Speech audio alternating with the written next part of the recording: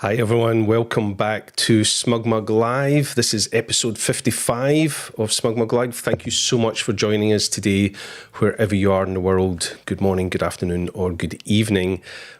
We've got a fantastic show lined up for you today. I've been really looking forward to having this conversation for such a long time, live on SmugMug Live. So I'm not going to take too long before we go to today's guest, but as always, I would love to see who's joining us today. So give yourself a little shout out in the chat window. Tell us what part of the world you're joining us from. It's always nice to see who's with us today. And of course, if you have a question today at any point for our guest, please post them in the chat window. Start your question with the word question. That way I'll be able to find it easily in the chat window, and I will be sure to ask those questions on your behalf, although I'll probably be asking lots of questions myself. This show, as always, is brought to you by SmugMug and Flickr, so please go check out everything we have to offer at smugmug.com and flickr.com. And tune in for all the episodes here. Get notified about the episodes by hitting that subscribe button. Hit that bell notification. That way, whenever we release a new episode, you will be notified on YouTube. So thank you so much for joining. I can see some of you already posting in there where you're joining in from. We've got Rose tuning in from New Zealand. She says she's excited to see photos in my era. Yep, some incredible stuff coming up there, but we won't give away too much details about people's age. And Abby's joining us from Vermont. Cindy is joining us from Dunedin in Florida, a very Scottish name. I like that, Dunedin. So thank you for those that are posting questions and posting your locations in there. Keep them coming. It's great to see all those. So without further ado, I am going to introduce you to a friend of mine who I have had many, many conversations with about the work of one of my photographic heroes, the late, great Jim Marshall. And I am delighted that today I am joined live on the show with Amelia Davis. And let's see if she's there. Hi, Amelia. How are you? Hey, Alastair. How are you? I am great. It's so good to see you. Thank you for joining me on the show today. I've been looking forward to having this conversation for a long time. Well, thank you for having me. I always love talking to you about Jim's photos because you get so excited and you look at all the little details and it's fun. I love doing it.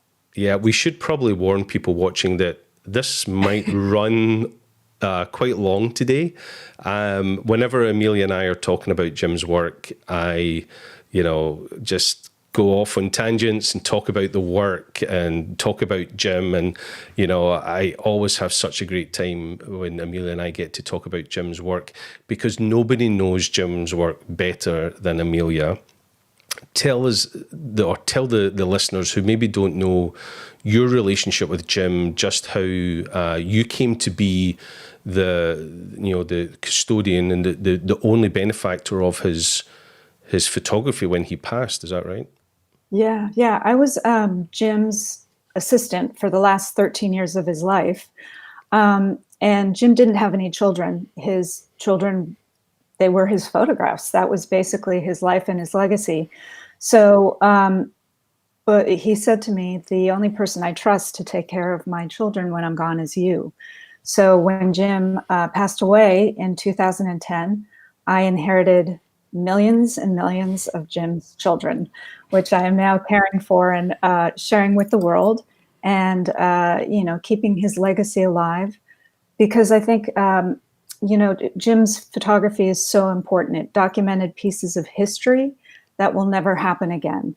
And so through these photographs, we can revisit that history and talk about it and learn from it. So it's always a pleasure for me to share Jim's babies with you. I mean, obviously, it's a dear shame we couldn't have Jim himself on this show. That would have been an absolute dream come true. But to have yourself is quite frankly the next best thing. You were so involved with him, as you say, for 13 years, and his babies, his photography. It's in safe hands. The work you do with the legacy of Jim is incredible, and getting that work out there and keeping it alive. So I appreciate you coming to talk to you. And the thing is, the reason I love talking to you so much is Jim's work. I kind of promoted this show as him being, you know, one of the greatest rock and roll music photographers and photojournalists of all time. But you mentioned there, he captured all these moments in history that, you know, they weren't just musical history. It was, you know, political history and, you know, civil history in the US. There was way more to him than just the music. Yeah, that's why I really try to share it and talk with people about it, because Jim, you know, he started in 1959 and then he photographed pretty much up until he died. But he has a ton of stuff in the 60s that it was such a diverse political atmosphere in the US during that time period. So many revolutions, so many different things were happening all at once. And with Jim, you know, he was known for his rock and roll photography, but before there was rock and roll, there was jazz. Jazz was the big musical scene, jazz and folk music. And Jim was really here in San Francisco in North Beach, which was the hub of the beatnik era and the jazz musicians. And so Jim really started that's the music he first started documenting. But as we're saying, he also went down to the South and photographed what was happening then with a lot of social unrest, protests, racial inequality, income inequality. So for me, Jim used to be the biggest roadblock for people to see that kind of work, because he loved his rock and roll. He was known for it. And so he was afraid, I think, to go outside of that box, because the other work is very personal to him. And when you look at it, you see that. And I think in some ways he was a little afraid that if he shared this personal part of him and people didn't like it, he would be really hurt. And so he tended to not show that as much. So now that he's gone, it allows me the opportunity to share this part of his work with the world. And I love doing it because it just shows you a different side of Jim Marshall. But at the same time, not really. I mean, you know, it's a part of Jim that you do see through his photographs, and you can see the empathy and the humanity in Jim's photographs.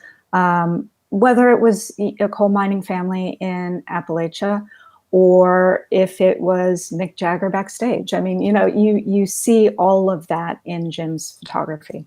Yeah, and today we're kind of going to focus on those iconic shots of Jim's. We're going to focus on the legendary shots from his musical career. But you and I were very fortunate to have a conversation with Leica, in partnership with Leica, where we looked at some of that more documentarian work he did, some of that more historical relevant stuff, and there's some of your babies making themselves heard. Oh, sorry.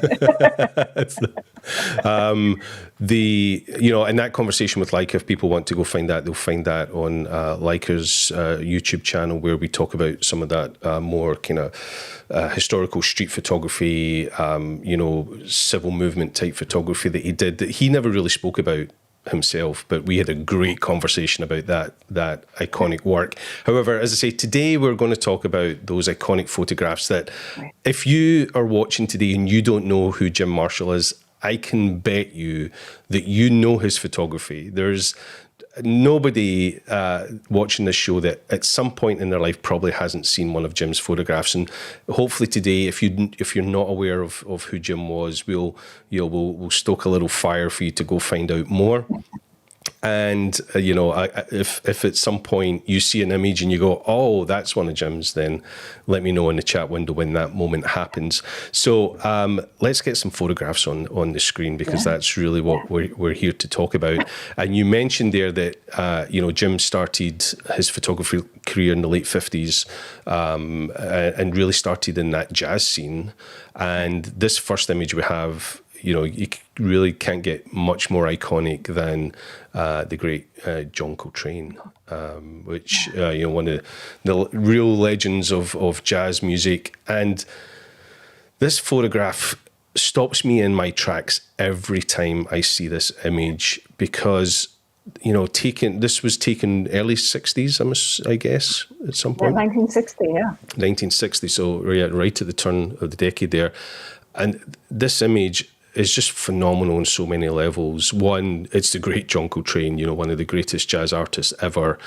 But when you look at the detail of this image, let's see if I can zoom in a little bit more here. The detail of this image is just incredible for, you know, the tools of the time that Jim was using, right? And it's just incredible. Jim used mostly Leicas. I mean, Yep. he bought his first Leica in 1959. He put $25 down, and then he paid it off over the next year. I wish we could still do that. I wish I could put $25 I know, on a Leica. I know. But what's interesting is, you know, Jim was completely self-taught. So what he did, he didn't go to school for photography. So he bought his first Leica and he just went out into the streets and started photographing. And that's how he taught himself different lighting situations. And his favorite lighting situation was natural light, which he just excelled at. I mean, he was amazing. And this is at Ralph Gleason's house. And Ralph Gleason was the music critic for the San Francisco Chronicle newspaper. Right. And Jim actually met John Coltrane in North Beach at one of the jazz clubs where he was playing. And after one of the gigs, he was kind of wandering around, and Jim said, "Are you okay? What's up?" And John Coltrane said, "Yeah, you know, I have an interview tomorrow, and do you know where Berkeley is?" And Jim said, "Yeah, it's just across the bay." And he said, "Do you know how to get there?" And Jim said, "Yeah, I do. I'll drive you. Not a problem." And so Jim picked up John Coltrane the next day, drove him over to Ralph Gleason's house in Berkeley. And he had an interview with Ralph Gleason, and that's where this is. And so Jim was literally the only photographer there. And he was just taking all these amazing photographs of John Coltrane. And they really just, hit it off and stayed lifelong friends. But this particular one, I'm always amazed at, because Jim, he had an all-manual Leica camera, and he had a fixed lens. The two fixed lenses he loved were the 50 millimeter and the 35. So this is with the 50 millimeter lens, which means he was really, really close to John Coltrane. He must have been almost touching him at this point to get this shot. Yeah, but at the same time, John Coltrane is completely unaware that Jim is there, and he just is deep in thought, and Jim caught that. And that's what Jim was so great at, was capturing these moments in time. And you feel like you're there. Like I always say this, but I always feel this way with Jim's photographs. I never, when you're looking at a photograph, I feel like I'm a participant. I feel like I'm right there with Jim, feeling that moment with him. And I think that's what's really so special about Jim's photography. Even if it's a live shot too, you feel like you're there. Yeah, there's so much going on in this image. You know, obviously the quality stands out. I'm amazed that, even though, okay, it's Leica cameras, they're phenomenal cameras, but you know, the exposure, the quality of tones in it. But then you get lost in the story of how, you know, John Coltrane here, he's off in another world. He's thinking deeply about something, even though he has a photographer in his face. Exactly. He's obviously, you can tell there's some rapport between, you know, the photographer, in this case Jim, and John, to be able to get that image without affecting the subject in that way. It's just incredible moment in time of an incredible artist taken by an incredible photographer. And I think we'll see more. Well, I know we'll see more of John Coltrane as we go along, including one of my favorite images of all time. So let's see what else we got. Ray Charles. Ray Charles. Yeah, and this was 1960-61, and he was at this is backstage at the Longshoremen's Hall in San Francisco. And again, I mean, just deep in thought, completely unaware that Jim was there. And he just captured that moment beautifully. I mean, just absolutely beautifully. Yeah. I mean, this would stand up as a modern image of today's trend, you know, just the style, the composition, the lighting. It's timeless, of, again, a legend. It's so Yeah. incredible. Well, and also what's incredible too about it, when you think about it, right? The lighting, what was whatever lighting was there. So this is not natural sunlight coming in. It's not a strobe. It Yeah, literally is probably the light bulb that was on there, and that's so incredibly hard to get. And also with African American skin, so he got everything, all the highlights, or the lowlights, all the medium tones. hmm, I mean, it just tells you how technically perfect Jim was to get that. yeah. And Which, again, he had to be, because if you didn't get that photo, you can't recreate that. So again, you're capturing that moment, which you can never recreate. So you have to know that when you're looking through that camera lens, that's what you're going to get when you yeah. develop film. And a lot of music photography, the kind of iconic shots of music photography are those hero shots of people on stage or album covers. What I think this image starts to show, and as we go through more of these images, you'll see it, that Jim's photography was kind of beyond the music, right? It was, mostly taken after, when everybody else had kind of stopped and gone away, or before people started, type of things. There's a lot of backstage, there's a lot of intimate moments, out of the limelight type stuff. And I just think that's where he had this, photojournalistic approach to basically his entire life, right? Yeah. Well, and that's, I mean, great point. And Jim always said he felt like he was a reporter with a camera. And that's really, he wouldn't say he was a music photographer. He'd say I was a real photojournalist with a camera documenting what was happening at the time. And again, Ray Charles is full of life, and he would just be very animated when he'd sing. So this shows you the human side of the musicians also. Like I was saying, a lot of times we think of them as these heroes, and they're just full of life and at the top of their field. But yet they're also human beings, and there's downtime, and they're also thinking, and there's a different aspect. And that's really what you're seeing here, is the human side of Ray Charles. Yeah. Let's see what up. So Yeah. this next image, Amelia knows what I'm going to say here. This is Wes Montgomery on guitar, John Coltrane on sax, and for me, this is one of the greatest music images of all time. I've known this image for a long time, long before you and I knew each other. I probably knew this image before I knew who Jim Marshall was. But this image, I think, is just one of the greatest images ever taken of a live music, gig.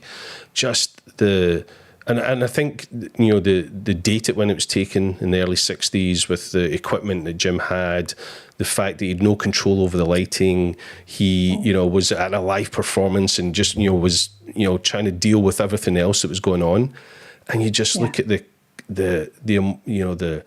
the emotion that's in John's face, the angle of Wes's guitar, just the triangulation of this image. Like, it's, for me, the composition is just technically incredible, but the exposure's phenomenal, considering, it's the available light at a music gig, which is always difficult, available light. I just love this. Sorry, I'm going on and on and on, but you know how much I love this image.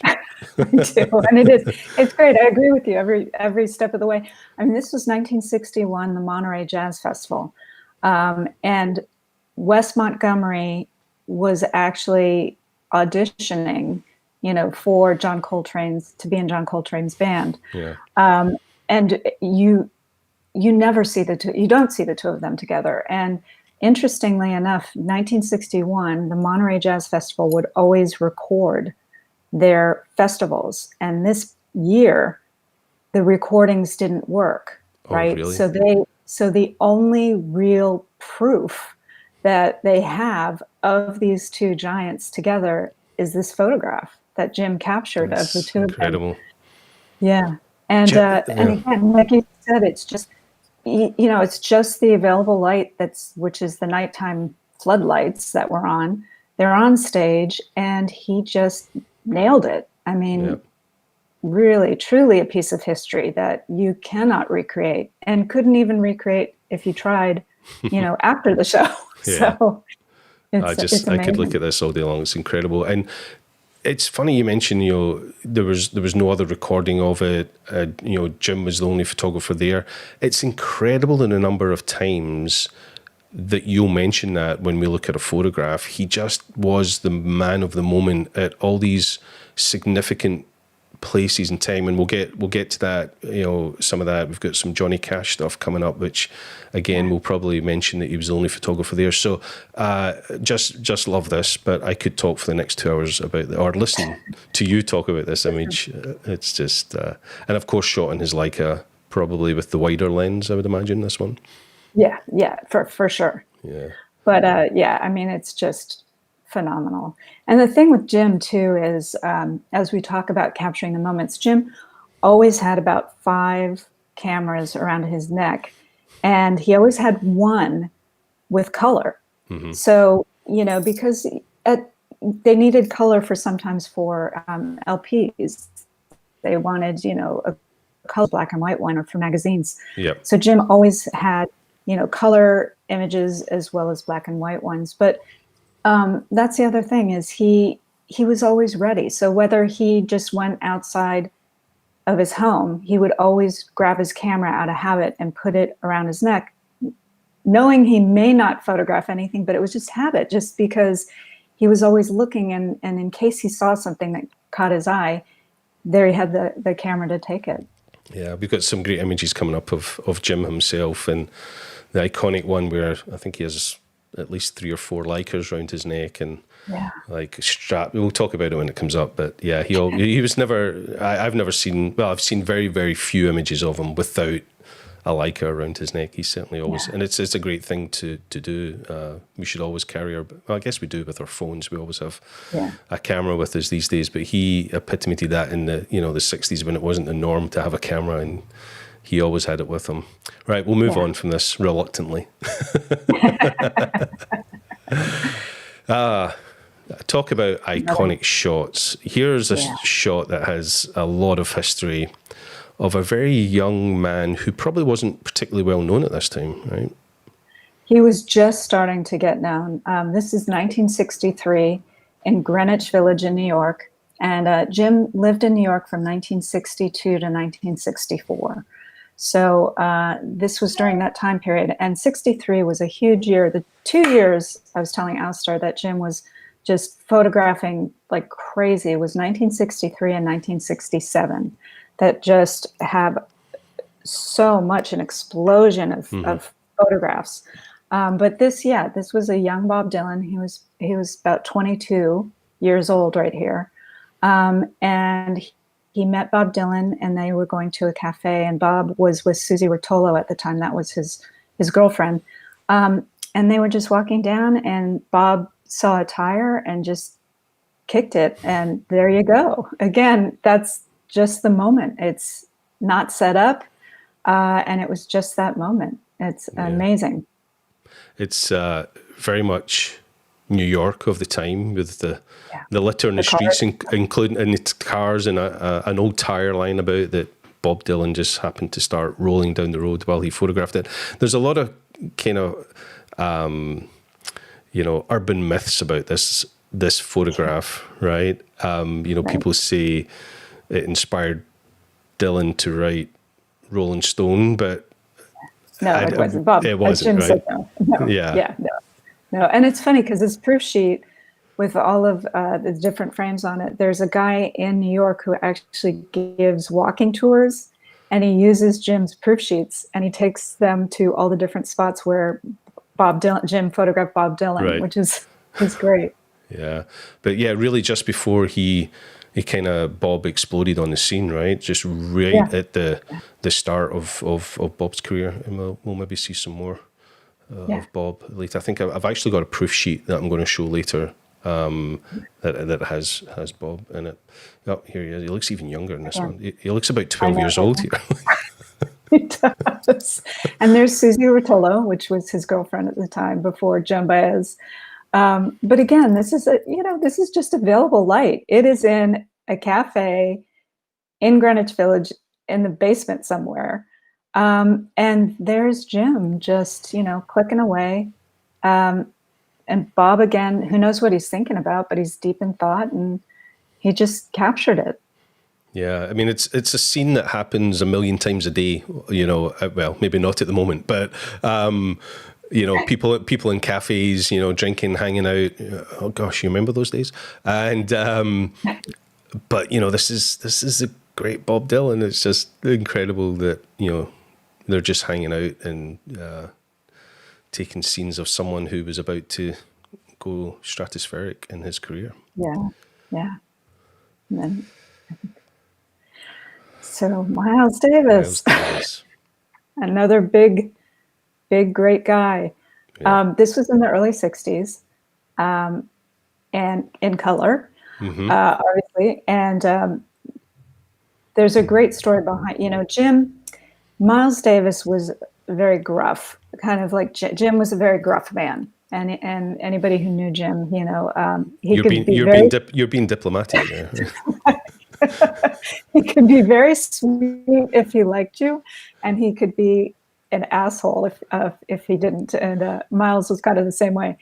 So, you know, this was early on in Jim's career. And so he was kind of afraid of Miles Davis. Jim being afraid of anybody is hard to believe.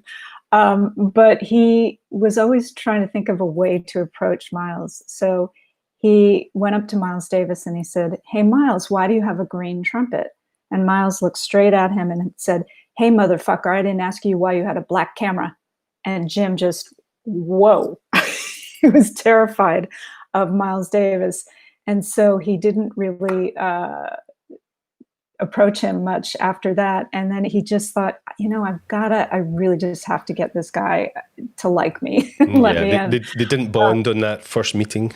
No, not at all. And so Jim knew that Miles loved John Coltrane. And so Jim, you know, was really good friends with John Coltrane. So there's this one photograph that we'll see later of John Coltrane in color in his backyards in Queens. And so what Jim did was he printed that, he wrapped it up, and then went to a Miles Davis concert. After the concert, he was backstage and people were surrounding him. And Jim, you know, went up to him and gave him this present. And Miles goes, "What is it?" And Jim goes, "It's for you." And Miles goes, "What is it?" And Jim goes, "It's for you." And so Jim got a little frustrated. So he started walking away and Miles goes, "Hey, Jim." Jim goes, "Yeah." He goes, "This is from you." And Jim goes, "Yeah." And he opened it and he goes, "This is John Coltrane." And Jim goes, "I know." He goes, "I love John Coltrane." He goes, "I know." And he goes, "Why don't you take pictures of me like this?" And Jim goes, "Why don't you let me?" And it was from that point on, looking at that beautiful portrait of John Coltrane, that's how they connected. Miles Davis let him into his life, and Jim got some great photographs of Miles Davis, which we will see, because we'll see the image of John Coltrane in Queens that he gave to Miles Davis, and then we'll see the images of Miles Davis that Miles then allowed Jim into his life to photograph. So, but this itself, a great shot, and great to see color as well. Yeah. Maybe a little bit out of sequence, but yeah, back in the cafe. I just can't believe how young this guy. Maybe it's because we're getting older, but the kids these days, they seem so young. I know. And then you've got the woman with the, you know, hairdo in the background, all in black. I mean, it's great. Yeah, there's no clue. Thelonious Monk. Yeah. An interesting Monk, one of the great jazz pianists. Someone who, to be honest, you can introduce me to. I was familiar with the name, but when we started talking about the imagery, I then realized, oh, that's the music of Monk, you know. But this, you were telling me this image was taken in New York. Yeah, this is 63 also, and this was in Monk's apartment in New York City, and he had a baby grand piano. You can kind of see it behind that in his kitchen. So here's this little kitchen in New York tiny little City. apartment. Yeah, maybe, He's got his piano back there. Priorities. But it's just great. I mean, again, what a moment where he's just, and Thelonious Monk was another one who didn't really smile much, right? So he's just joking around with Jim, and there's his family, and look, you could see all the acoustic tiles and things in the kitchen, the little stove next to him, and it just captures the moment, so much. You're saying, Monk is, quite a Serious. quite quiet, serious person. But not only has he let Jim into his life to photograph it, but he's got his whole family there, his kids, So, you can see that Jim was so accepted by the musicians of that time because, they realized they were also with a fellow great. Jim was a great artist in his own right, and there was obviously that connection. But I also think this image shows how, great art will find a way. It's quite clear, Monk's not living in a, 5-star accommodation in New York at the time, very small apartment, very humble living, but he finds a way to create and to be a creative and be an incredible jazz pianist. And has this small kitchen, but has a baby grand in the corner. Music and art finds a way. Yeah. And in his silk smoking jacket. Yeah. I love it. So let's move on here. Yeah. And then another one there's another one from 63. This is the Monterey Jazz Festival again. And Thelonious Monk and Allen Ginsberg. And this is just so funny. I love it because here is Allen Ginsberg looking at Monk like he's looking at God, right? He just cannot believe he's right next to him. So again, another moment that you would not be able to set up or capture, and Jim was just there backstage, and he just captured it, and it's just says so much, I think, without saying anything. It just says so much in the expression of Allen Ginsberg's face. Yeah, I mean, Ginsberg's obviously in awe at this point, and the focus is on Ginsberg. But even though we're not seeing the whole of Monk, it's still clearly him, right? The little beard and stuff. You quite clearly know who it is. Incredible image. Love that one. Yeah. Let's see. See if I can get this to move on. So here we have, this is the image that led to a whole other relationship. Again, this is John Coltrane, complete master of his craft, and this was at his home in Queens. Is that right? Yeah, his home in Queens. It was his backyard, and it was just at sunset, and it's just a beautiful. It almost looks like a painting, right? It's just so beautiful. The color is vivid, and Jim used Kodachrome, and so in this, Kodachrome really just gave you all those vibrant colors. And again, the exposure is just spot on. You get the different textures in John Coltrane's skin, but yet you can see the different colors of the sun going down. It's just so beautiful, really beautiful. Incredible image, and even the approach and the style and the composition, very much ahead of its time and very different from what people would have been photographing John in those times. It would have been very much, an action shot with, with his sax or whatever on stage. And this is the image that Jim gave to Miles Davis, right? Which changed his whole relationship with Miles. Yeah, because he loved John, and he just saw the beauty and the emotion in this photograph that Jim captured, and so he was like, I want that, I want you to photograph me. Yeah, awesome. Yeah. I don't know who these people are. I know. I was trying to work out who. I've been looking at this image all day and can't quite work out who these people are. It's the Beatles. Yeah, this is the Beatles. Yeah, and this is when they came to their concert at Candlestick Park in 1966 in San Francisco, and Jim met them at the airport. And this is obviously when they're coming off the plane. But this is just such a great photo. I mean, they're still young, even though that it's into their whole career. Yep. They're still young, and the fashion with the hairstyles and the glasses, and then I just love that you have the stewardess right up at the Yeah. top there with her little stewardess uniform and her cap on. Very And of the day. actually, yeah, and Paul McCartney has his own camera. His camera. Paul was a great photographer. Obviously, Linda, coming from the great Eastman family, the Kodak history, but both Linda and Paul are great photographers in their own right, and yeah, it was quite common to see Paul holding a camera whenever he was on downtime. Yeah, and actually Ringo took a lot of photographs He did. too. Yeah, and he's a good one too, because I mean, you get what's interesting about them taking photographs is you get their perspective of being the focal point and all the fans and everybody looking at them, in amazement and excitement.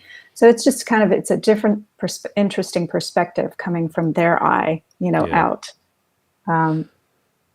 But I just love this because they're so young. Like we're You're saying, saying they're so young, but this is the end of their I know. career, right? This was the last gig they ever did, correct? The last time they played live.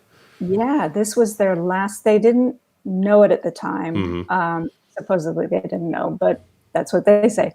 But they were burnt out by this time, cutting out concert after concert after concert. And so this particular concert, 1966 in San Francisco, was their last live concert that they ever played.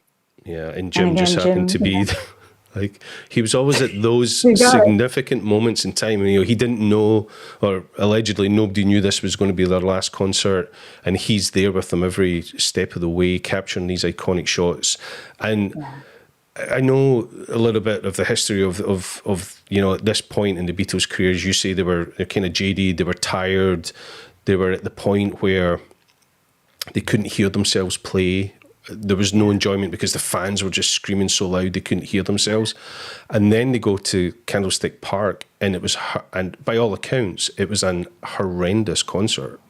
The fans were miles away. The sound was terrible. So it may have been the final nail in the coffin for their. Where they put enough. Yeah, I've heard them say it was horrendous. Yeah, it was. It wasn't a success at all. I mean, it was just horrible. The sound was awful. You had these stadium lights. I think the next photograph, this is Jim. Yeah. Before they go out. And there's Ralph Gleason again, the guy with the glasses on, the critic for the San Francisco music critic. But there they are, just, hanging out backstage before they were going to go on for their last live concert. And, just hanging out with Jim. Such a Ringo expression, he was always the joker, and he's kind of, hey, someone's taking a selfie, I guess, kind of thing, Right. And it looks like George and Paul look like they're doodling something. Yeah. They're doodling on little paper napkins or, pieces of paper. Yeah. So again, what this shows you is, in between the concerts, they're just hanging out, kind of bored and doodling and trying to pass the time. So again, bringing them to be human beings, right? Instead of these huge gods. And this was on Jim's roll of film, and so he had. I was going to say, do we know who took this? It might. I have a feeling it might have been Barry Feinstein, because Barry Feinstein's another photographer, and Barry was with Jim there, not photographing. Right. He was actually recording them talking and singing. So I kind of have a feeling it was probably Barry picked up one of Jim's cameras and just clicked. Yeah. Which I'm glad he did, because then you have, Jim kind of in the context of what he was documenting. Well, it looks like Jim's only got 3 cameras on him at that point. He's got 2 around his neck. He's got 1 over his shoulder. So there probably was another one that someone took this shot with. Laying on the table. Yeah, probably. Yeah. And then, we've all seen this iconic moment at Candlestick Park where they're walking out onto the stage, and I can't believe Jim's walking across the field with them. Just incredible moment. And you have the policeman there who's guarding them. But I mean, look, the stadium is just filled, and it's an outdoor stadium. When they get to the stage, it's in the middle of this football field, Yep. and they're surrounded by a cage. So it was just awful. I mean, here they are. You can barely hear them. You could barely see them. The wind was blowing at that time. Their hair was everywhere. I mean, it was just like we said, it was not a successful concert. And it was their last live one, and Jim got it. Yeah, incredible moments. We're having a little bit of breakup on your camera, Amelia, but that's typical of live streaming. No, it's fine. It's well, it's all the poor bandwidth you have in San Francisco. That's what. Exactly. But such a. I mean, we've all seen. I'm sure this concert. We've heard how how it was the last one, and it was incredible that Jim was right there in amongst it all. Yeah, he was the photographer. Yeah. I love the shot of John. I mean, John Lennon, again, Jim using his 50 millimeter lens right there. And John Lennon just doing his own thing, not even aware that Jim's there. Yeah, I think that's there's so much to read into that. When we look at these images, even the very first one with John Coltrane and this one with John Lennon, the lack of interference, the lack of disturbance that Jim creates in the moment. He's really that fly on the wall, and that's all down to the relationships that he built. He really is the perfect fly on the wall for moments that have become so significant in music history. Absolutely. Just a beautiful portrait. Now on to the Grateful Dead. And so Jim left New York in late 1964 and came back to San Francisco. And so from 65 on really was the birth and explosion of, rock and roll in the San Francisco psychedelic music scene. So this is 1967, Grateful Dead. And I just love this perspective where he's down on the ground shooting up at them. And with Jim's photography, you usually will always see somebody giving him the finger. And that's what Jim, that was kind of baked in as part of Jim's vocabulary. was spoken, right? Yeah. And so it was part of his persona. Either hello. Yeah, it was either his hello or goodbye, people giving him the finger. But young Grateful Dead here. Very young, as you say, right? Probably in the Haight in San Francisco, somewhere around about there, right at the, that whole psychedelic movement, which is, I think, so significant that this one's in color, because of that. Yeah. All those incredible colors of the Haight at that time, and, the psychedelic nature of the Dead and stuff. Incredible. And it's so interesting because when you look at them black and white and color, that's okay. I mean, it's just such a different vibe, right? If you saw this in black and white, it would be a completely different vibe because you don't get that vibrancy of the yellow and the red and the green, and it has a whole different feeling. Yep. Janis Joplin and Grace Slick. And Jim, again, was the only photographer that photographed the two of them together. And the media liked to make it out that they were rivals, but they weren't. They were really good friends because they were the only two lead women in an all-male band. And so they really liked each other. They were friends, contrary to what the media liked to portray them as. And Jim just captured them together, fooling around, and I just love it. I love it. Yeah, and it's of course these two are going to bond. If, as you say, the only two females amongst a very male dominant music scene at that point, both in the the artists and for sure within the management and the industry itself. So of course they were going to bond, but the media will always make different stories from that. Yeah. But I love this. They're just, and the serious one, but I love this too. And this is such an iconic one. I mean, Grace Slick, had that Girl Scout uniform that she got at a secondhand store and kind of became one of her signature pieces of clothing. Right. And Janis with that fur hat too. You know, and they set the stage for fashion as well that reverberated outside of the Haight-Ashbury worldwide, where they would just go to thrift stores and buy the stuff there and wear it. And that's because a lot of them couldn't afford designer clothes or clothing, you know, so it was out of necessity that they went to these thrift stores to get their clothes, but they really set a fashion stage for that time by doing that. Yeah, and probably it was probably all self-styled. You know, they didn't have stylists or wardrobe departments or that type of stuff. So yeah, and then just set a whole trend, as you say, reverberated around the world, not just with, well, it followed with the music, obviously, the fashion trend as well. So yeah, again here, this is Jefferson Airplane. Off of Haight Street and just fooling around. Jim did a whole story for Look magazine on Jefferson Airplane. And so they took these photos just goofing around the Haight. And again, the clothing, look at that, you know, it just sets a statement. And this was a black and white that was hand colored. So you can really, you know, you can tell the difference. If this was Kodachrome, it would be these bright, vibrant colors. And this is more kind of, you know, watercolor muted. But still, it just, you know, it's a great, and the access, it also shows the access that Jim, you know, these musicians let him photograph them however he wanted to. It's not like he styled them and said, march down the street. You know, they were just doing that, and Jim captured it. And it's interesting. We've gone so long since this image was taken that, you know, the fashion actually doesn't look dated. It's almost went full circle. It's still in style. Yeah.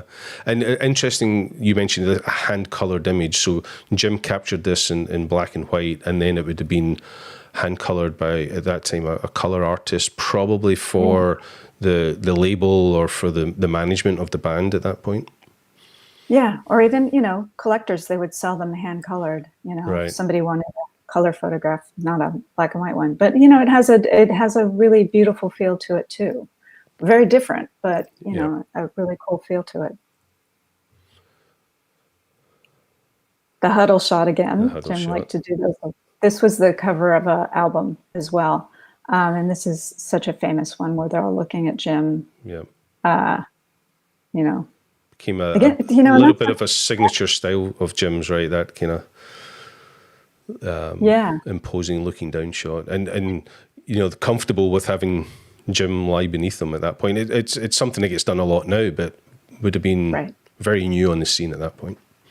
Yeah, very different. And again, technically a hard shot to do because he's basically shooting up into the sky, right? Yeah. So if you don't expose the film at the right exposure, they're all going to be just silhouettes blasted out. Yeah, you're not going to see them any detail. So again, just really knowing his equipment and saying, okay, this is the f-stop, this is the film speed I need to do, and boom, getting it.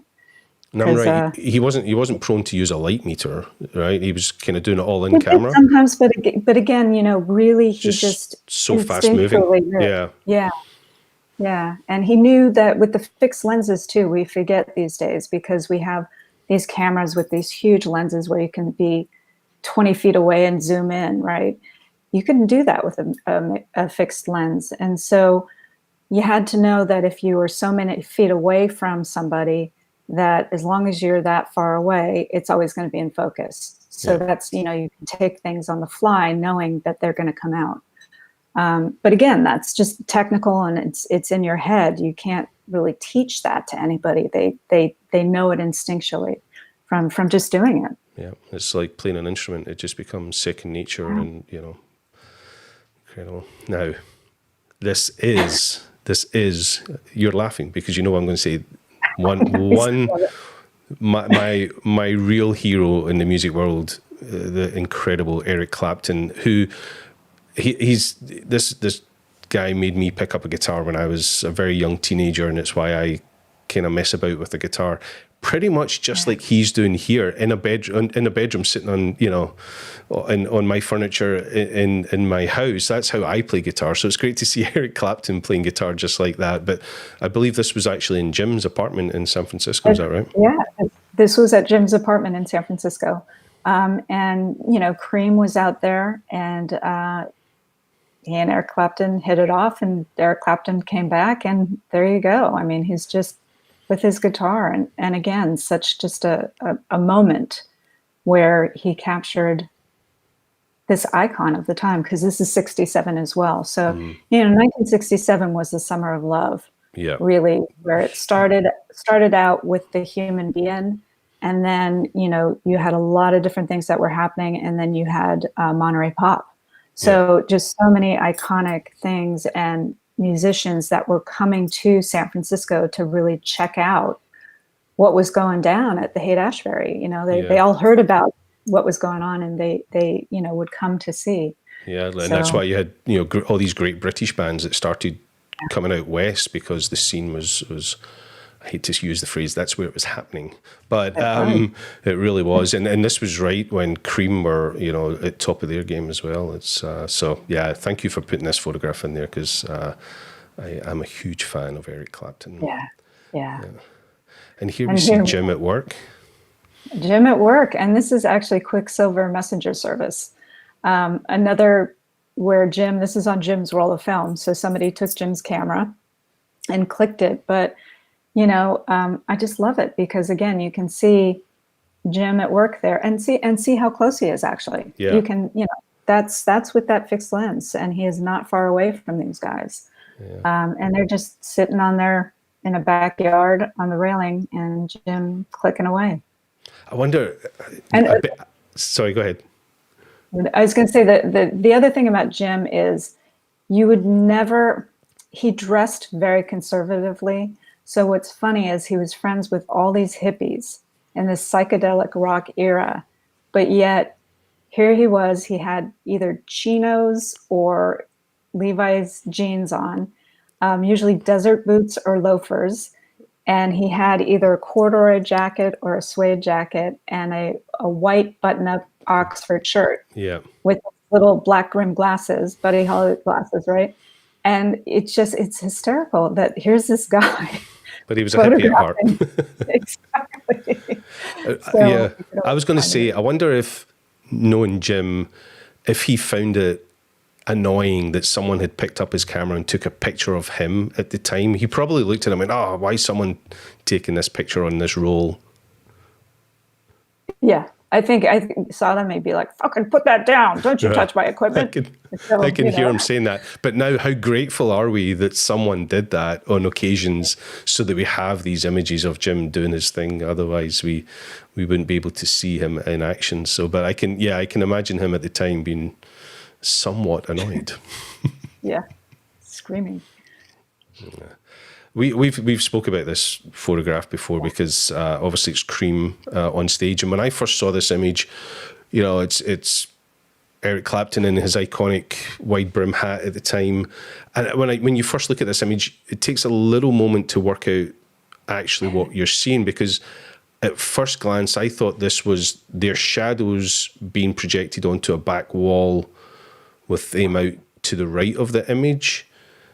But then I couldn't work out why we could see the back of Eric Clapton and kind of see out front of stage as well. But you explained to me that, as normal, Jim's not in the usual position and you would be at a gig. Exactly. It's backstage, and 67, 68, they had light projections behind them, the psychedelic light projections. So this was a screen that came down. And so, Jim is behind stage before he went on the stage to photograph them live as well. But, here he was, and he captured this. It's just so interesting and different. But in Jim's mind, that's what he liked. It's not a typical photograph that somebody would take, but he was so curious, and he just snapped it, because here you have Eric Clapton's, shadow, and Ginger Baker on the drums. And it's a live performance shot, but yet it's still interesting and different, and from a different perspective. So that's what I like about it too, is again, it kind of shows you that access that Jim had. So he could have been on the stage right next to him, which he was as well also, but here he is backstage just getting the shadows. Which is very so different cool. story. I'm glad he did it. And this is a more kind of formal shot of. This was an album cover, so Yeah. so that it was, they wanted color, and this was a hotel in Sausalito, which is across the bay from San Francisco. So this is a famous shot, but again, it's it's in the stairwell, all available light. I love that you have the little mirror above, Yeah. Eric Ginger Baker's Clapton's reflection. head. Yeah. And it's always interesting to me to see Eric Clapton at that time, because he had that curly long hair, right, with the mustache, and he just looks so different later on that you kind of have to do a double take of him. Yeah. That's good. And unfortunately, like so many of these images, many of these people are no longer with us. Fortunately, Eric is still with us, but Ginger Baker and Jack Bruce sadly passed. Jack Bruce, a great Scotsman, well loved here in Scotland, but sad that he passed a few years ago. Yeah. Another great British band. Another British band coming to San Francisco. The Who. Yep. And again, what's great is they look like such babies, right? They have their short hair, and just, it's amazing. They look so different. But this was in San Francisco during their first US tour in 1967.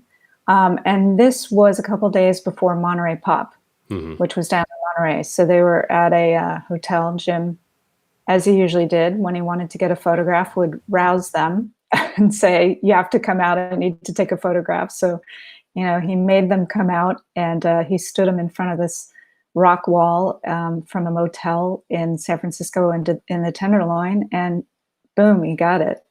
So I love this one. I love the color too, because again, it kind of had to be in color, this one, right? I mean, they're in black and white too, and it looks great, but it's completely different, Yeah, this tells the story of Monterey Pop and the scene at that time and the vibrancy of it all. It's and this young boys doing their great tour. Yeah, There we go, Monterey Pop. Another person that doesn't need any introduction, the great Jimi Hendrix, and Jim photographed Hendrix a number of times. Right? He did, and this was a Monterey Pop, and a lot of people think this is actually a live performance, and it's not. It's sound check. And so what's so interesting about this is, all the other photographers, it was during dinner time, so all the other photographers went to have dinner, and they're like, hey, Jim, are you coming? He said, no, I'm just going to hang back. I have just going to hang. And it's a good thing he did, because Jimmy was doing sound check, and he just hit a note that he absolutely loved. And Jim got it. I mean, he just got it. He really was there for the music and beyond the music and after the music, and it's just incredible what he got. And what year would this be? Can you remember? This is 1967. This is Monterey Pop. Yeah. So this was again Hendrix was pretty popular already over in Europe, in the UK, where he actually became famous long before he was famous in the US, and at this point was then exploring all the various festivals and stuff around the US, and really starting to take off, unfortunately for a very short-lived career, but yeah. Well, and Monterey Pop is really where he wrote his name down in history, because that's where he burned his guitar, which we'll see, and that's when everybody knew who Jim. Everybody sat up and paid attention at that point. Yeah. And I think this is the very image you're talking about. Yeah. Again, when I was a young teenager, just picking up my first guitar, I remember I saw a documentary about, what electric guitar was. I actually think it was a documentary about Leo Fender and the Fender Stratocaster. And there's video footage of, Hendrix spraying lighter fluid on the guitar and setting it on fire. I'll have to try and find that to see if there's actual footage of Jim, because he must have been right there. Well, he is. He's right there at the stage as he did it. A hugely significant moment in rock and roll history, right there. And Jim Jim caught it beautifully. Again, difficult exposure as well. How he nailed all this. Yeah, I mean, really difficult. And the reason Jimmy burnt his guitar is because The Who was on before Jimmy, and they, Trashed the stage. smashed. Yeah. Yeah, he smashed his guitar, and so Jimmy didn't want to be, after that, he wanted to one up them, and so he's like, okay, I'm gonna burn my guitar. I'll show them. I wonder whatever happened to that guitar, because that must be Yeah. worth a fortune. It's such a significant one. It's probably hanging in some collector's collection somewhere. Huge moment. Another backstage moment. Janis Joplin. And this is, one of the most iconic ones of Janis. And this was backstage Winterland. And she's got her Southern Comfort, which she loved Southern Comfort. And Jim hated Southern Comfort. Because, you either love or hate Southern Comfort. It's very herbally. To me, It tastes like cough syrup. It's but she loved it, and she just drank it. And I just love, the ripped couch, and she's sitting back there. And Jim loved to photograph Janis. He really had a great relationship with her. And he always said, she was just so real. She always said, baby, you can take whatever picture you want of me. And so he was always just shooting away. But this is a moment where she just was happy, and Jim captured it. Yeah. And there's a couple, I didn't include it, but a couple frames after this, we call this one Happy Janis, and then the other one is Sad Janis, because she's like completely slouched, really upset, and those two frames happen instead of each other. So Jim would always say she was like that. One moment she'd be bubbly and happy, and the next minute she was just really depressed and down, and then she'd come out of it and be happy bubbly Janis again. So this is Happy Janis.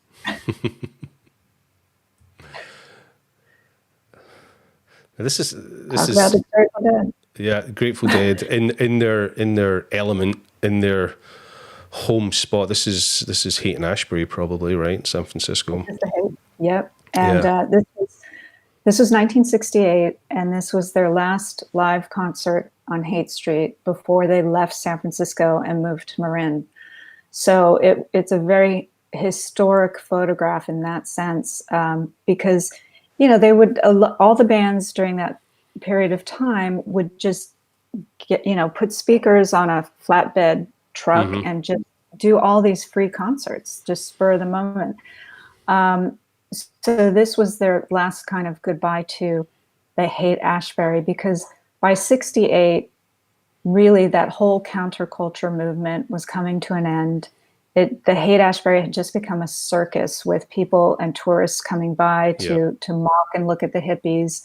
There was a lot of homelessness then, a lot of drug use. It was just not a great place to be anymore, because the Haight, at its heyday, it attracted all these young kids from around the world. And so they just came there and had no place to sleep, no place to eat. And so it just got worse and worse and worse. And they just had it, they're like, we're out. And so this was significant. But you can see just the sea of people, that were there for this concert. Incredible. Yeah. It's funny because I have to admit to have, many years ago, being one of those tourists that went to Haight-Ashbury to see that iconic place. Growing up as a kid here in Scotland, loving all this music, this was such an iconic place in the world. And then when I was very fortunate, almost a decade ago, to start working at SmugMug, whose headquarters is obviously in San Francisco, just south of the city. First time I was at headquarters, I need to go to Haight-Ashbury. And, it is still a hippie place with lots of, poverty and drugs and, psychedelic nature, but not what it was back in the 60s. Yeah. And again, I like that, the perspective of this. Jim is on that flatbed truck with them, right? He's up there. So he's probably on an amplifier or something trying to get this shot. Incredible. Yeah. More Janis Joplin. I can only assume this was her vehicle. This was her Porsche, yep. And this is in 68 again. It's at the Palace of Fine Arts down in San Francisco, where the World's Fair was. Yep. And they kept them, and And there's Janice in her signature fur hat on top of her painted car. I mean, just says it all. It's right of the moment, that one. Jim Morrison. Jim Morrison from the Doors. This was 68 also. They had a huge concert called the Northern California Folk Rock Festival, which was down in San Jose. And,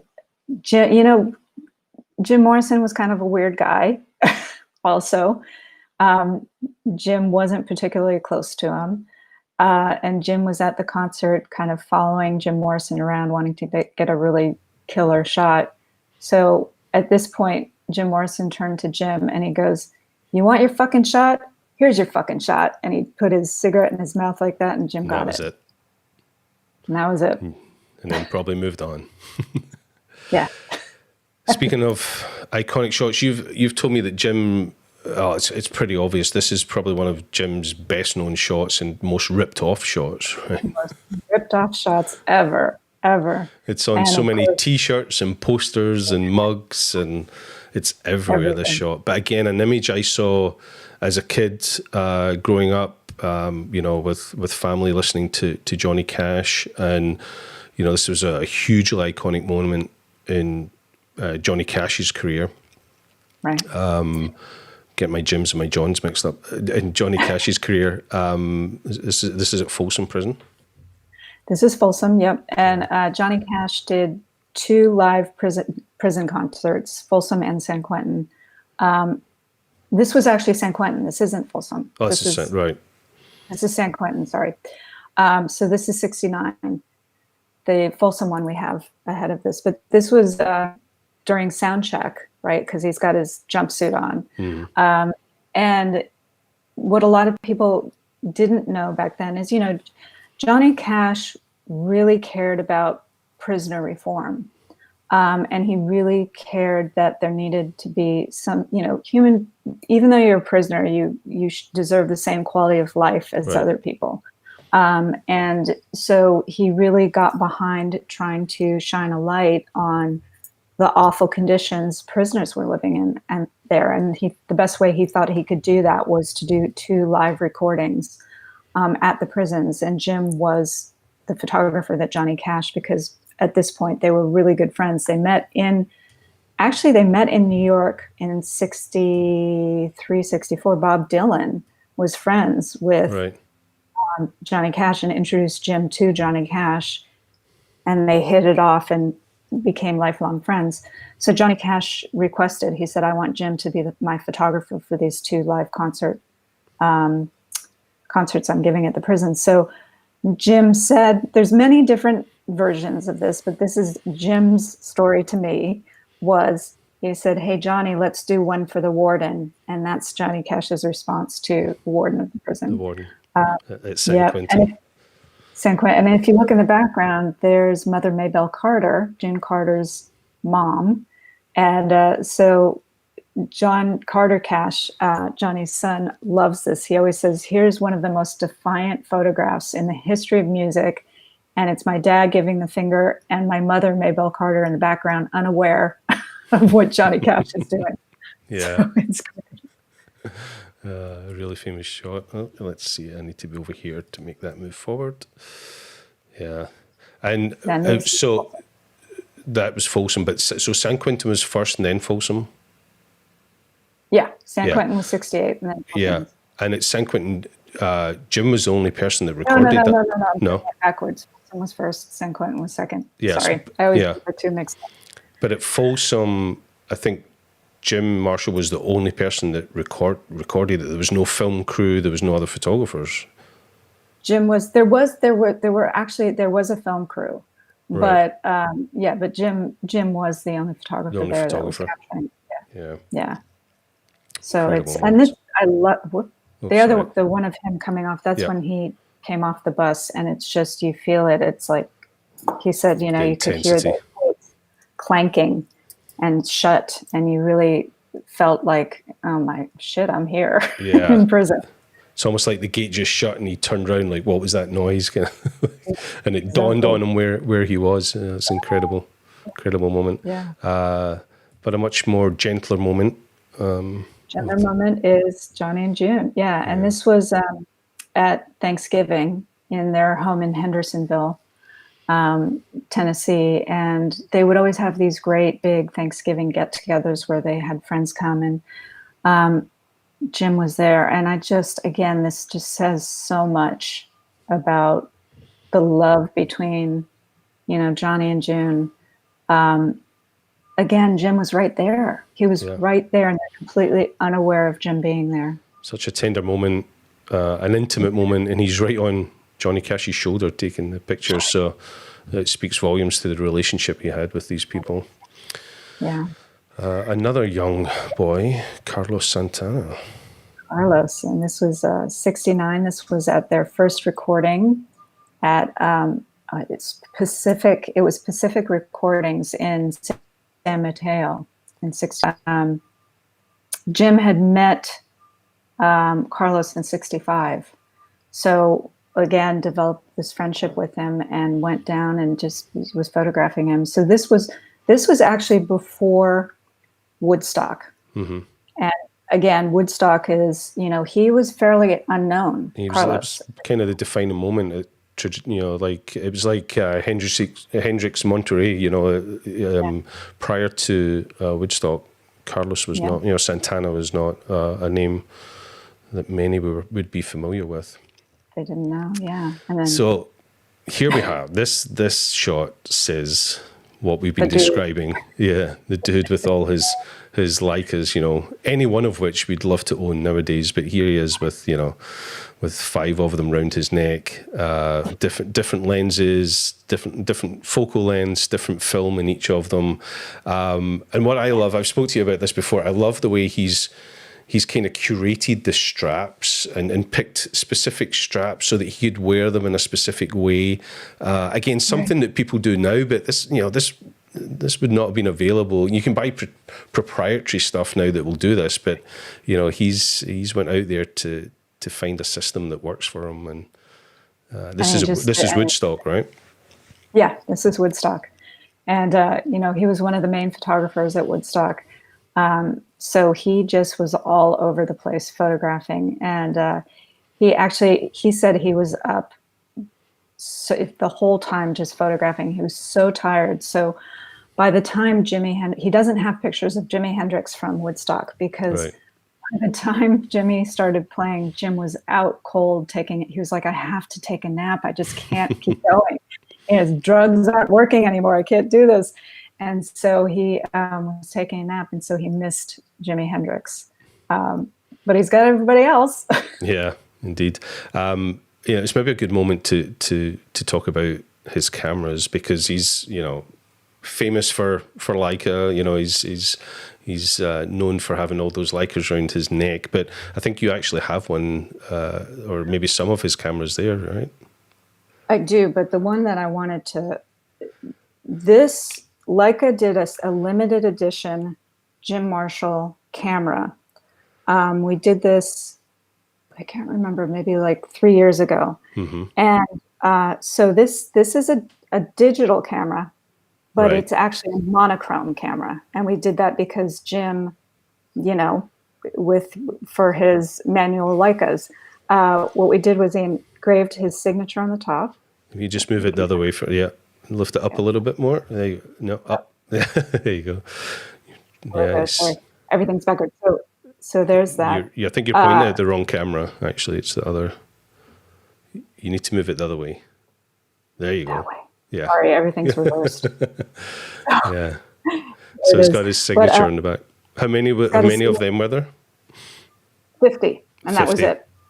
Yep. And we have it's got a 50 millimeter lens, and it's just beautiful. What we wanted to do was give the feeling, keep doing that. Give the feeling of Jim's Leicas when they were painted black, and then from all the use, it would rub off the black and you'd see the brass coming through. Mm-hmm. So we really wanted to give that vibe for Jim.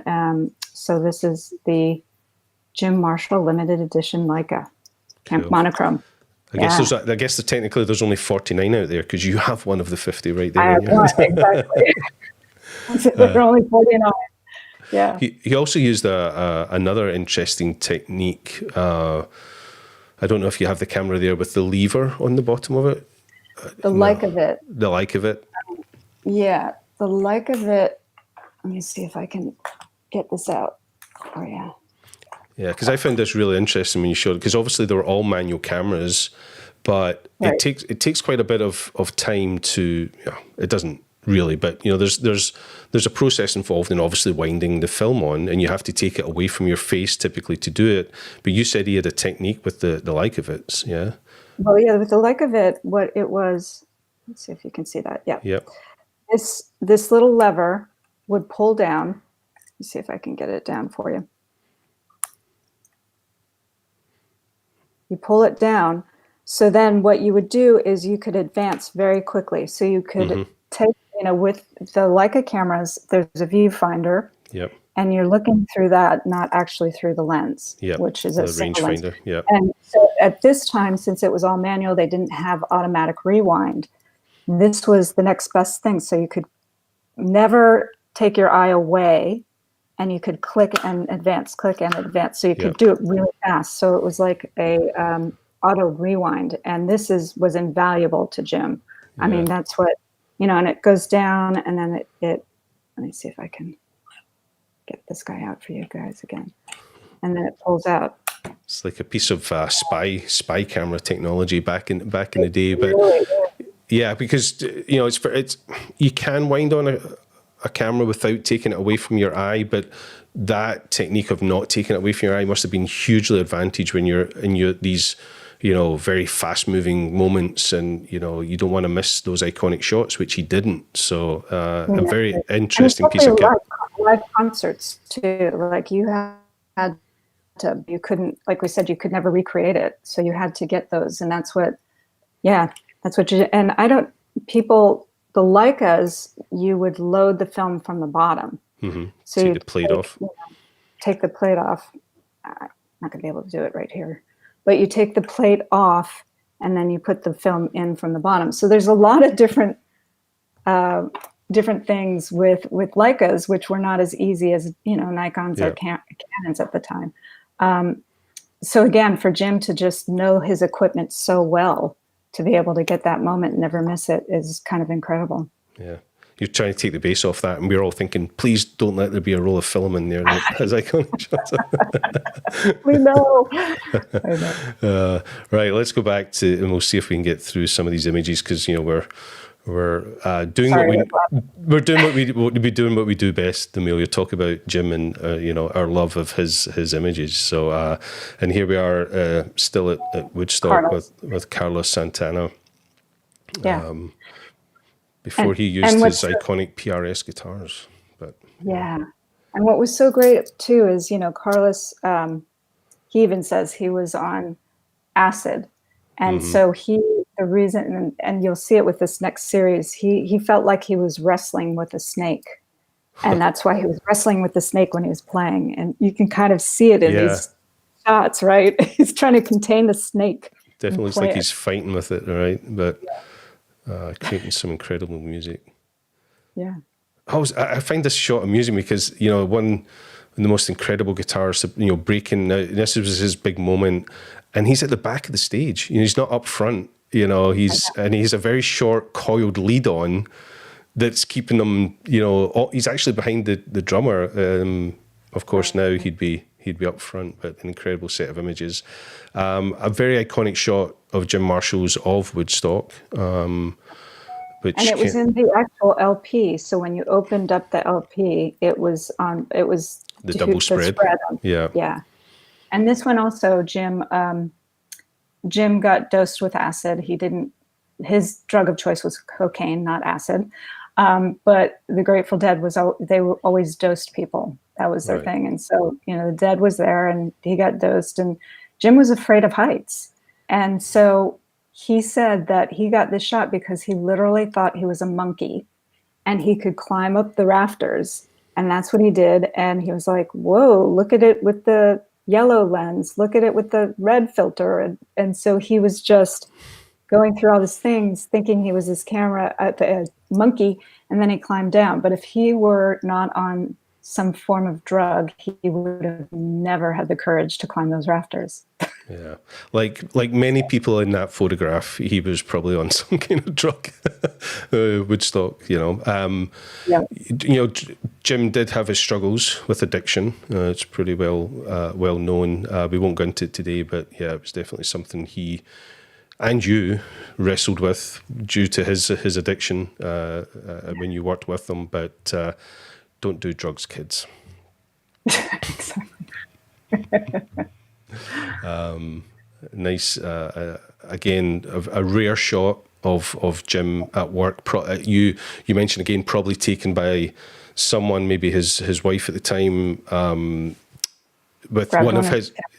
Sorry.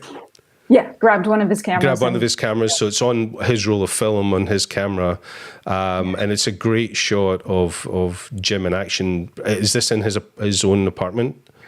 No, this was probably this is in a studio. But what makes this image so important is the reflection in the mirror of Buddy Guy and Junior Wells. Yeah. So it's a pretty great. It's really cool. It's a great shot. Again, he has this shot in black and white and color. So it's just a completely different vibe. But again, you see Jim kind of that he's actually just in his socks. Yeah. He doesn't have his shoes on. Just hanging out. It's great. On tour. This is Allman Brothers. Allman Brothers, Fillmore East. It's just one of the most iconic album covers ever also. And this was actually taken in Macon, Georgia. So Jim, they didn't like the photographs. It was for the studio. They wanted their record label. And they didn't like the Allman Brothers didn't like the ones where they were, outside of the venue. And they just didn't like what was happening. So when they got to Macon, Jim decided to stencil. That was Jim's idea, to stencil the Allman Brothers band on those cases to make it a little more interesting. So they stenciled it on, then Jim had the guys get in front, and the Allman Brothers are notorious for never smiling. Like in any of their photographs, they're very serious, they never smile. And so Jim was like, well, you guys just smile, and they wouldn't. So he said, look, I'm the one who has the Coke. So if you don't smile, you're not getting any. And they just started cracking up. Bribery. So, yeah, and he got it. Yeah. But, and a great shot of Dwayne Allman here, just probably warming up before going on stage or something. And he's just in a motel. This is one of these motels. Oh, just hanging out? Well, what he liked to do is he would just kind of play in the bathrooms because he liked the sound he got. So, yeah, so this is him in one of the motels and in the bathroom, just playing the different chords. And Jim was very close to Dwayne Allman and thought of him as a brother, and was devastated when Dwayne died. But again, this is a shot. You just don't feel like you're the only person there with having this moment with Dwayne Allman. Playing his guitar in the bathroom. It's amazing. Yeah, we're so grateful that Jim had these moments and was that person in the room to capture these great moments. And not just in the room, but in the vehicles, and in this one with the great Led Zeppelin. Led Zeppelin. They were on the road. It was in 71. They were on their way to the Forum to play in LA. And there Jim is just taking the shot. I love it. And it's so funny. Robert Plant he looks so excited to be there. Yeah. Exactly. I know. He's on his way to play a gig. Song. Yeah. Exactly. I'm trying to work out what Jimmy is doing. Looks like, is he putting the window up or something, or changing the aircon? Yeah. Awesome shot. Great shot. And I know this is a favorite shot of yours, because it hangs behind you there on the wall. It does hang. Get out of the way. That's right. Here we go. Yep. Great Chris Christopherson.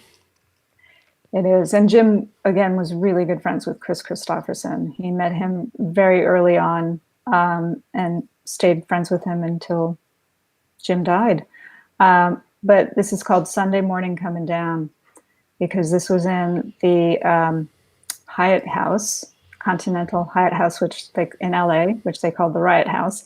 And it's after, just the morning after a huge binge and just coming down off of it.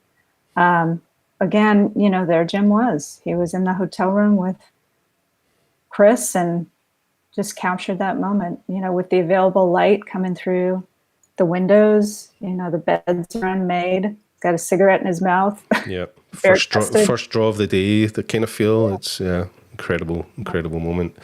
And this is interesting because maybe not, for me, this wasn't instantly recognizable as Willie Nelson, but I've only known Willie Nelson as the iconic Willie Nelson with the long hair and the pigtails and the ponytails and the full on country vibe. But prior to that, when he first started on this scene, he was that real kind of manufactured type country singer with the suit and the tie and the short fashioned hair and stuff, and here still looking quite different. But where was this one taken? This one was at Dripping Springs concert in 1973, and the Dripping Springs concert they were trying to put together, and it was going to be like the country Woodstock is basically what they wanted to do, but it wasn't thought out well, and they literally were in this dirt field. It was just dirt with this stage, and it's funny because Willie, this is when he's really starting to do the kind of outlaw country movement. So they were moving away from the whole Nashville cookie cutter kind of look and doing this kind of bad boy look, but his hair is still short, and I love that he's got the Elvis sunglasses on. The bling. But what's amazing, the bling, but what's so amazing about this is you can see in the reflection.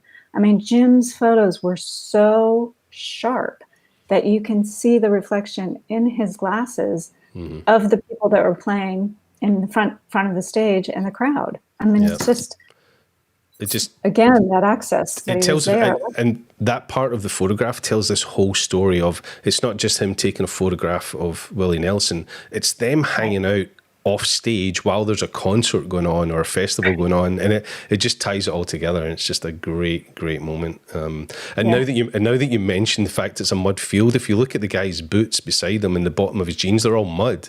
So exactly. No, I just noticed that when you mentioned that. So and I think we'll finish on this one. But because I've got a couple other things I want to talk about of Jim. But we spoke about right at the start of the show about Jim photographing John Coltrane, giving that image to Miles Davis. Miles Davis then opening up and bonding a little bit more with Jim, which ultimately led to this iconic shot. Yeah. This was at Newman's Gym in San Francisco, and Miles was a really good boxer, and so he would always say to his sparring partner, "Don't hit me in the mouth. I got to play tonight, so don't hit me there." And here's this just famous shot of Miles Davis, and I never noticed until just recently that Miles Davis is not sitting on a stool; he's literally leaning on the ropes, and if you see the proof sheet, you see him start sliding down further and further and further because there's no stool there. And I think he progressively got a little more frustrated with Jim as he started sliding down more. But this is such a badass photograph of Miles Davis. I mean, really just and amazing. nobody else could have photographed this other than Jim Marshall. Nobody would have got that access, and nobody would have had the audacity to hand him a picture and say, "Let me photograph you," type thing in a conversation. So quite incredible. I know you have something else sitting next to you, which isn't a camera, but I asked you to have this available because Jim was awarded a Grammy for his photography, right? There we go. Other way. Other way. Yeah. Right in front of your face. There you go. Yeah. Hold it up a little bit and we'll see it. There we go. So sorry. So this is the Trustees Award Yep. that Jim, they normally don't give Grammys to non-musicians. Yep. And the only award they do give to non-musicians, music industry, is the Trustees Award. And so that's what Jim got. This was given to Jim in 2014. I accepted it for him posthumously.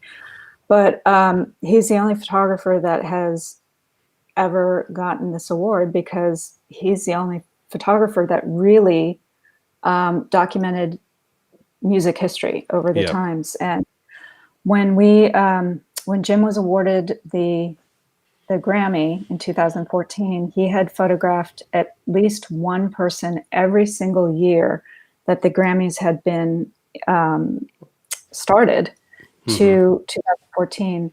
He had photographed at least one musician that had been awarded a Grammy. So he really, the great thing is he didn't just do rock and roll. He did folk, country, blues, just everything you could think of. And so his archive is just massive, because most photographers, specialize and do one genre. Yeah. But Jim, whoops, I'm sorry, I stuck there. That's okay. He covered all music. And so that's why he was awarded the Grammy, which is great. And interesting fun fact, what we did was Jack Daniels, we do a lot of partnerships with Jack Daniels. And so that evening we all went to the bar, we poured Jack Daniels in, and we all took a toast to Jim. A toast to Jim out his posthumous Grammy Award. That's very, very fitting. I actually have something here that I want to show off, which is this wonderful book of Jim's. Let's see if it'll focus on it. It's going to focus on my face.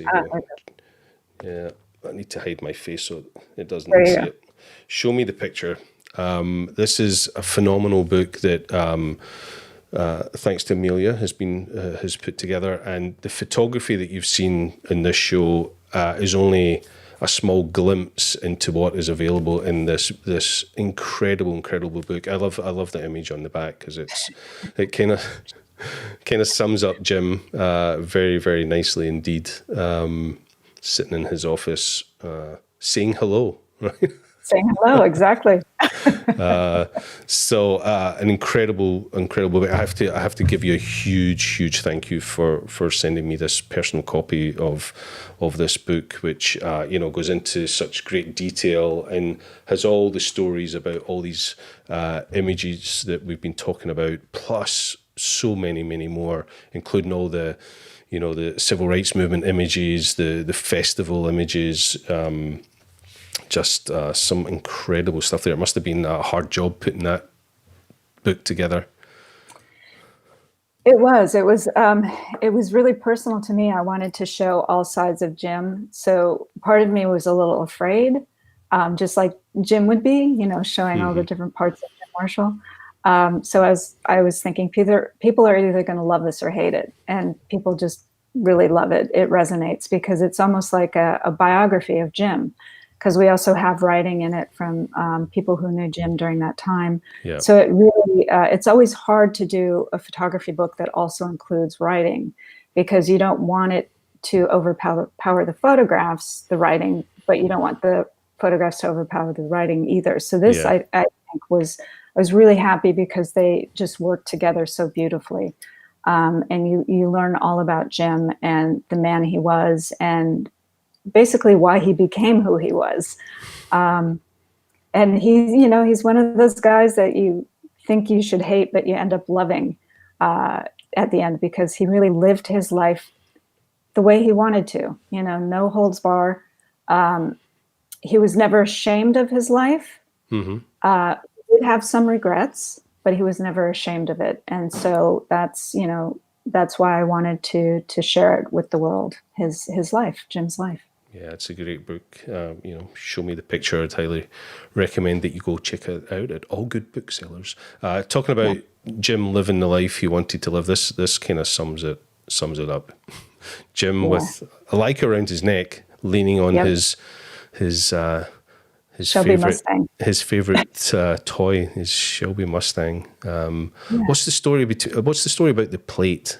Is there a significance to the name of the plate? The license plate was called Gort, and Jim, one of his all-time favorite movies, The Day the Earth Stood Still. And don't ask me why, it's bizarre, but that he loved that movie. And so Gort was the name of the, the alien that came down. And so Jim had his license plate named Gort. So his Shelby Mustang was Gort, and it was great. And he would just go all over San Francisco driving in this, Shelby Mustang up and down the hills. And when he was friends with Steve McQueen. And so when Steve McQueen was filming Bullet in San Francisco, he had the same car in Bullet. And Jim said, hey, let's race. I'll beat you. And Steve McQueen's like, no, you're not going to beat me. So they raced up and down the streets of San Francisco. And when he asked Jim who won, he goes, I smoked him. So Jim won.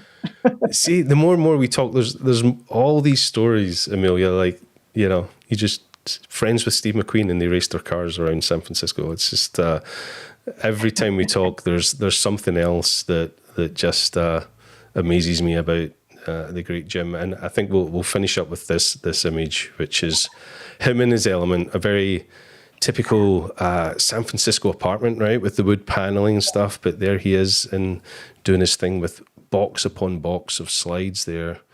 The posters and things behind him and notes on the wall. And it's just, I love this one. I just, that's Jim and his element. And that it really shows who Jim was. I mean, photography was his life and it was his love.